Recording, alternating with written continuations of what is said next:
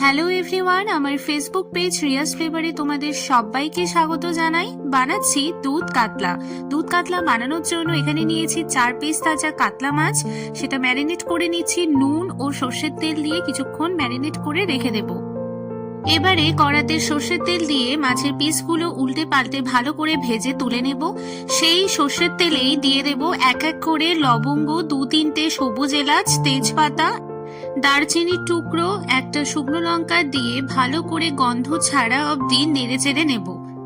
এবারে এক এক করে আদা বাটা, পেঁয়াজ বাটা দিয়ে ভালো করে কষিয়ে নিয়ে মাছের পিসগুলো এক এক করে দিলাম, দিয়ে ভালো করে আবারও কষিয়ে নেব। এরপর যোগ করছি হাফ কাপ মতো দুধ। দুধে ভালো করে মাছগুলো মিশিয়ে নেওয়ার পর 2 থেকে 3 মিনিট রান্না করতে দেব। আঁচ কম করে তাতে স্বাদ মতো নুন, চিনি, গরম মশলার গুঁড়ো মিশিয়ে নিচ্ছি। নেড়ে চেড়ে 1 চা চামচ ঘি দিয়ে আজকে রেডি দুধে কাতলা।